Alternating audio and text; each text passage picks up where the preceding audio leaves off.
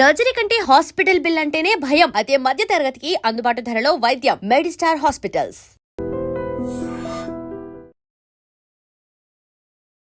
Welcome to iDream media. So జనరల్గా నరాల బలహీనత సమస్య ఈ ప్రాబ్లం అనేది వేధిస్తూ ఉంటుంది. అంటే ఎట్లా చెప్తారు అసలు నరాల బలహీనత అని, ఎందుకు వస్తుంది, ఎలాంటి లక్షణాలు కనిపిస్తాయి, ఎవరిలో ఈ ప్రాబ్లం అనేది చూస్తాము, అంటే యోగా అండ్ న్యాచురల్ వేస్లో దీన్ని తగ్గించుకోవచ్చా, పూర్తి వివరాలు తెలుసుకుందాం. మనతో పాటు ప్రముఖ యోగా అండ్ స్పిరిచువల్ గురు అరుణాదేవి గారు ఉన్నారు.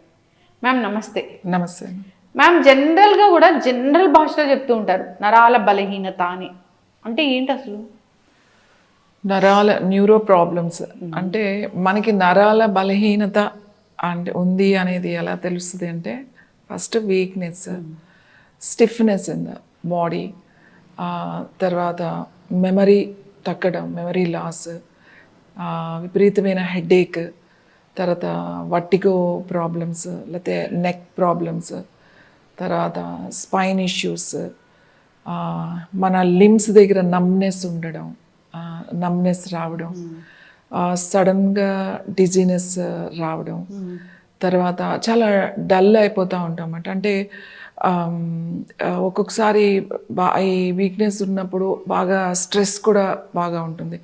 ఉన్నప్పుడు కొన్ని వర్డ్స్ మర్చిపోవడం, లేదా మాట్లాడుతుంటే ఆల్ ఆఫ్ సడన్గా కొన్ని అక్షరాలు, అంటే ఇంతకుముందు మనం బాగా రోజు మాట్లాడే మాటలు కూడా అక్షరాలు కానీ వర్డ్స్ కానీ పలకలేకపోవడం, తర్వాత ఇయర్ పెయిన్స్ రావడం, బాగా టింగ్లింగ్ రావడం, చెవిలో నొప్పి కూడా నరాల బలహీనత, చెవి దగ్గర ఈ బలహీనత ఉన్నప్పుడు ఆ టింగ్లింగ్ కూడా ఉంటుంది. వర్టిగో కూడా న్యూరో ఇష్యూ వస్తుంది.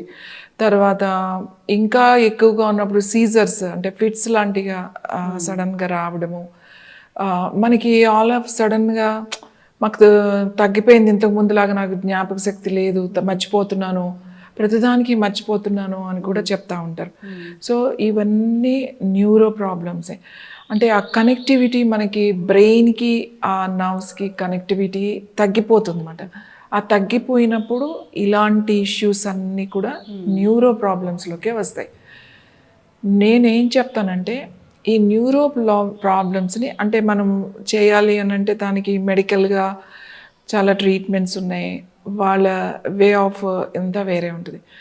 యోగాలో న్యాచురల్గా ఈ బ్రెయిన్కి వెళ్ళే కనెక్టివిటీ ఏదైతే ఉందో ఈ న్యూరో కనెక్టివిటీని కనెక్ట్ చేయడానికి కొన్ని మనం ప్రాణాయామం ద్వారా చాలా సింపుల్గా, అలాగే పూర్తిగా ఒక రిలాక్సేషన్లోకి, అంటే యోగ నిద్ర చాలా బాగా ఉపయోగపడుతుంది అన్నమాట. ఆ నర్వ్స్ అన్నీ కూడా రిలాక్స్ అవుతాయి, ఆ నర్వ్స్ మీద ఉన్న ప్రెషర్ బాగా తగ్గుతుంది. అందుకని యోగ నిద్ర బాగా మనం సజెస్ట్ చేస్తాము, చేపిస్తాం. యోగ నిద్రలో కూడా బేసిక్ దానికి ఒక లెవెల్స్ ఆఫ్ ఇది ఉన్నాయన్నమాట. వాళ్ళు చెప్పే ప్రాబ్లమ్స్ని బట్టి మనం ఎలాగ వాళ్ళకి ఇవ్వాలి అనేది. తర్వాత మసాజ్ చాలా బాగా ఉపయోగపడుతుంది. బాడీ మసాజ్ అంటే సర్క్యులేషన్కి, తర్వాత డిటాక్స్ అవ్వడానికి, ఇంప్యూరిటీస్ బయటికి రావడానికి, స్ట్రెంగ్తన్ అవ్వడానికి, ఇవన్నిటికీ మనం తీసుకున్న ఏదైతే ఆక్సిజన్ ఉందో పూర్తిగా ప్రాణశక్తి పూర్తిగా వెళ్ళడానికి. యోగా ఎలా ఉంటుంది అంటే మీరు ఏది చేసినా కూడా ఆ మోర్ ప్రాణాయామం చేసేటప్పుడు కానీ మోర్ పైకి వెళ్తూ ఉంటుంది అన్నమాట. ఎనర్జీ ఎప్పుడు కూడా అప్వర్డ్స్కి వెళ్తుంది. ఇప్పుడు మనం జనరల్గా శ్వాస తీసుకున్నప్పుడు కిందకే వెళ్ళిపోయి శ్వాస తీసుకుంటామో వదిలేస్తామన్నమాట. కానీ ప్రాణాయామం చేసేటప్పుడు మనం తీసుకున్నది ఏదైతే ఉందో ఆ కింద నుంచి ఎనర్జీని బ్రెయిన్కి ఎక్కువ పంపిస్తామన్నమాట. సో యోగా ఆసనాస్ అంటే ఆ స్ట్రెచ్చింగ్, ఆ స్లో స్ట్రెచ్చింగ్ ఆసనాస్ చేసినప్పుడు ఒక ఆసనాన్ని మనం చాలా మెల్లగా ఒక పద్ధతి, ఒక టెక్నిక్స్ ఉంటాయి. ఎలా వెళ్ళాలి, ఎలా హోల్డ్ చేయాలి, ఎలా దాన్ని మళ్ళీ మనం బ్యాక్ రావాలి అనేది ఒక క్రమ పద్ధతిలో మనం కనుక చేపిస్తే ఈ న్యూరో ఇష్యూస్ ఉన్నాయి. సపోజ్ ఈ ట్రెమర్స్ వచ్చేది ఉంటుంది, అందులో పార్కిన్సన్ కూడా అది న్యూరో ఇష్యూని. కొంచెం చేతులకి ట్రెమర్స్ వస్తాయి, హెడ్ ట్రెమర్స్ వస్తాయి, ఇవన్నీ కూడా ఆల్ ఆఫ్ సడన్గా లెగ్స్ ట్రెమర్స్ అనిపించవచ్చు. సో అలాంటి ప్రాబ్లమ్స్ ఉన్నప్పుడు సపోజ్ ఇయర్ ఇష్యూనే ఉంది అనుకున్నా, లేదా ఐ ఇష్యూస్, ఆప్టికల్ ఇష్యూస్ వచ్చినప్పుడు సడన్గా విజన్ కూడా మనకి ఒక్కసారి బ్లర్నెస్ అనిపిస్తూ ఉంటుంది మధ్య మధ్యలో. ఏంటి ఆల్ ఆఫ్ సడన్గా నాకు బ్లర్గా అనిపిస్తుంది, మళ్ళీ మెల్లగా నార్మల్ అవుతూ ఉంటుంది, ఒక్కొక్కసారి టైం తీసుకుంటుంది. ఇవన్నీ న్యూరోనే. సో మనము వాళ్ళకి కొన్ని ముద్రాస్, అలాగే కొన్ని ప్రాణాయామం కానీ ఆసనాస్ అన్నీ ఒక గ్రూప్ ఆఫ్ ఇవి, రిలాక్సేషన్, తర్వాత వాళ్ళకి ఒక మంచి ఆయిల్స్, పర్టికులర్గా న్యూరో ప్రాబ్లమ్స్ ఉన్న వాళ్ళకి యాక్టివేట్ చేయడానికి కొన్ని హెర్బల్స్ వేసి మనం ఆయిల్స్ వేసి దాన్ని వండుతామన్నమాట. వండి ఆ ఆయిల్స్ని తీసుకుని వాళ్ళకి ధార అని, శిరోధార అని చెప్పి ఇవి మనం న్యాచురల్గా ఇవి చేస్తామన్నమాట. చేసినప్పుడు అది స్లోగా యాక్టివేట్ అవుతుంది, ఆ సర్క్యులేషన్ పెరుగుతుంది, ఆ బ్రీతింగ్, ఆ ప్రాణశక్తి ఏదైతే ఉందో అది అందుతుంది, పూర్తిగా బ్రెయిన్కి వెళ్తుంది. సో బ్రెయిన్ని కనుక మనం యాక్టివేట్ చేసినప్పుడు ఈ ఛానల్స్ అన్నీ కూడా ఓపెన్ అయ్యి కనెక్టివిటీ పెరుగుతుంది. పెరిగి మనకి ఈ ప్రాబ్లమ్స్ తగ్గుతూ వస్తాయి. అంటే ఇప్పుడు మనం నేచురల్ దాంట్లో మెడిసిన్స్ అనేవి చాలా తక్కువ వాడతాం. కొన్ని కేసెస్లోనే మెడిసిన్స్లోకి వెళ్ళాల్సి వస్తుంది. కానీ మనం ముందే గుర్తించినప్పుడు, నాకు ఆల్ ఆఫ్ సడన్గా బ్లర్నెస్ వచ్చేస్తుంది, లేకపోతే ట్రెమర్స్ వస్తున్నాయి, నిద్ర పట్టట్లేదు, డ్రైగా ఉంది, బాగా మెమరీ చాలా తగ్గిపోతుంది, నాకు ఆల్ ఆఫ్ సడన్గా ఎంతో అద్భుతంగా మాట్లాడే వాళ్ళు కూడా ఆలోచించాల్సి వస్తుంది అన్నమాట, సబ్జెక్ట్ ఉన్న వాళ్ళకు కూడా. సో ఇలాంటివి ఉన్నప్పుడు ఖచ్చితంగా అది నర్వస్ ఇష్యూసే. కంగారు పడాల్సిన విషయం ఏమీ లేదు. ఫస్ట్ మీరు రిలాక్స్ అవ్వడం అనేది నేర్చుకోవాలి.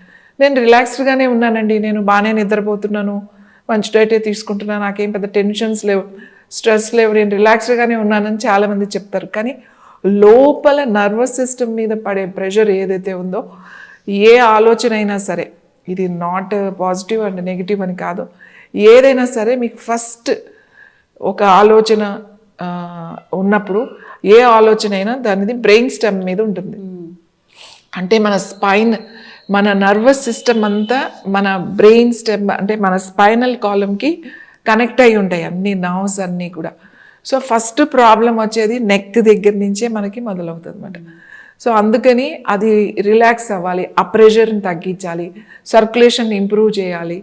చేయడానికి చాలా సింపుల్గా మేమైతే చేసేస్తాం.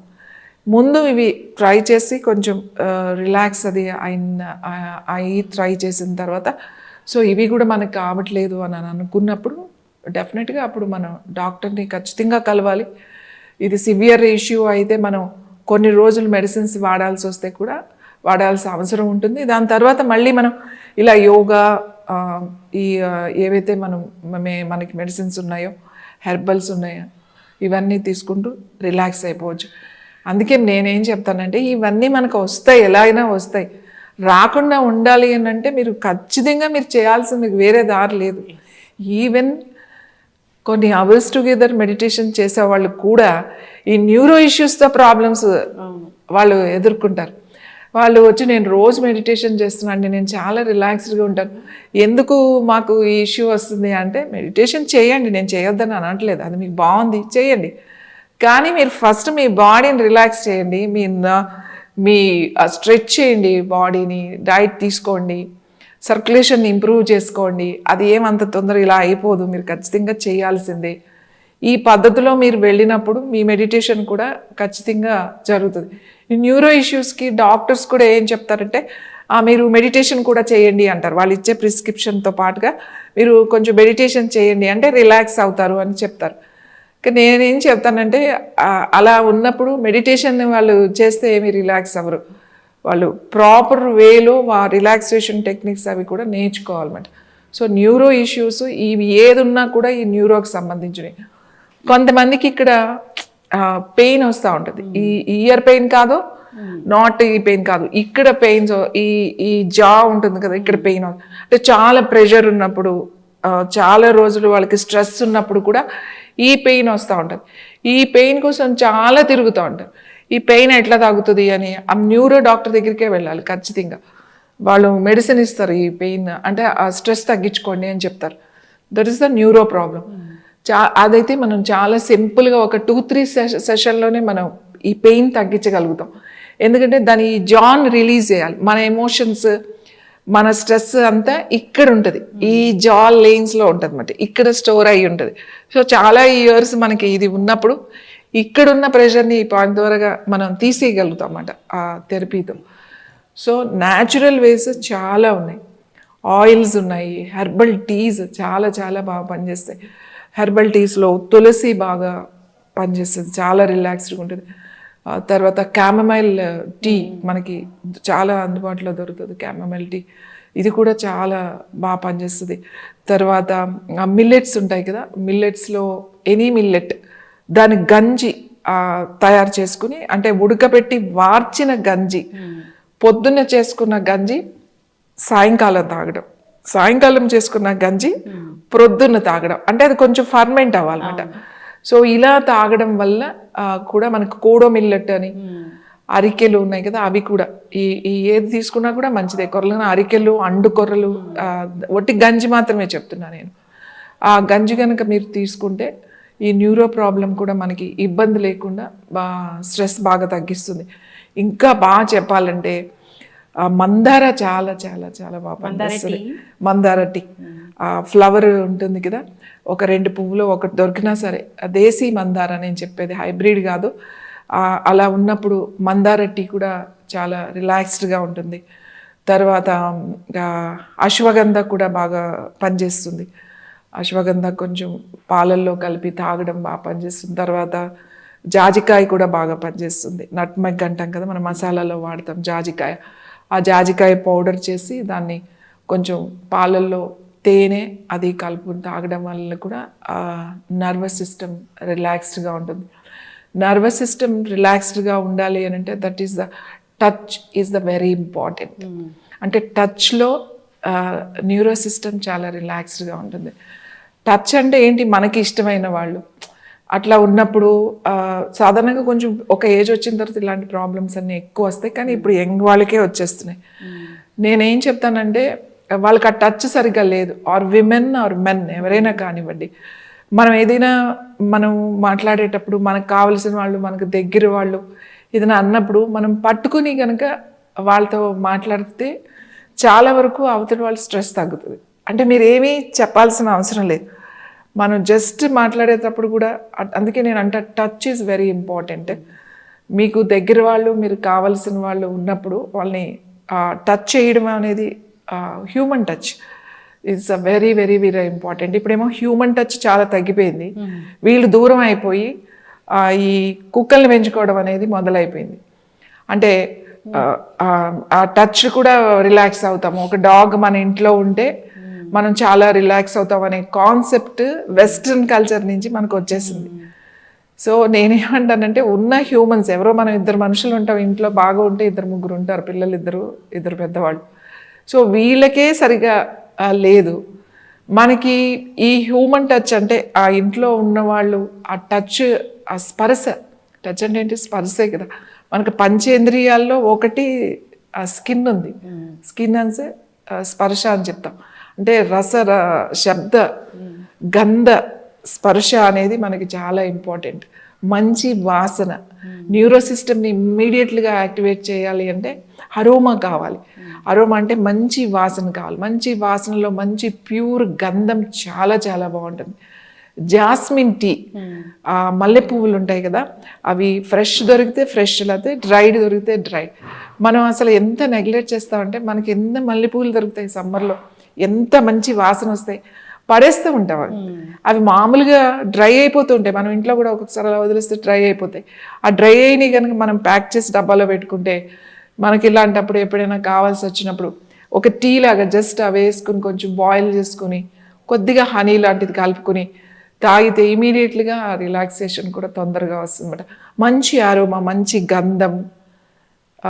గంధం, తమలపాకు ఉంటుంది కదా, తమలపాకు, తర్వాత మంచి ముద్ద కర్పూరం, కొంచెం జాజికాయ, అలాగే కొంచెం ఇలాచి, అంటే మనం వాడే ఇవన్నీ సుగంధ ద్రవ్యాలే కదా, కొంచెం కుంకుమ పువ్వు, ఇవన్నీ వేసి ఒక పేస్ట్ లాగా గంధం లాగా చేసుకొని ఆ గంధము ఒక డబ్బాలో పెట్టుకొని మనం దాన్ని కొంచెం కొంచెం కనుక మనం బొట్టులాగా పెట్టుకున్న, ఇక్కడ పెట్టుకుంటే చాలా, ఎక్కడ అక్కడ, లేదా ఇక్కడ ఇట్లా గంధం రాసిన మనం తయారు చేసుకున్నది ఇక్కడ రాసుకున్నా కూడా న్యూరో సిస్టమ్ చాలా రిలాక్స్ అవుతుంది.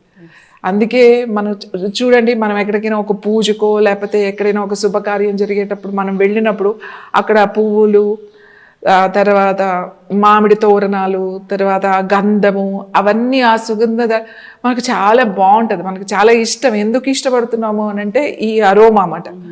సో అలాంటి సుగంధ ద్రవ్యాలు కూడా మనం వాడుకుంటే మనకి ఆ రిలాక్సేషన్, న్యూరో సిస్టమ్ అంటే న్యాచురల్ వేలో చెప్తున్నా, చాలా రిలాక్స్ అవుతారు.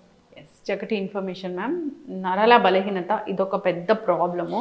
అంటే అది ఒక సిమ్టమ్ బట్టి చెప్పలేము, రకరకాల సిమ్టమ్స్ అనేవి ఉంటాయి.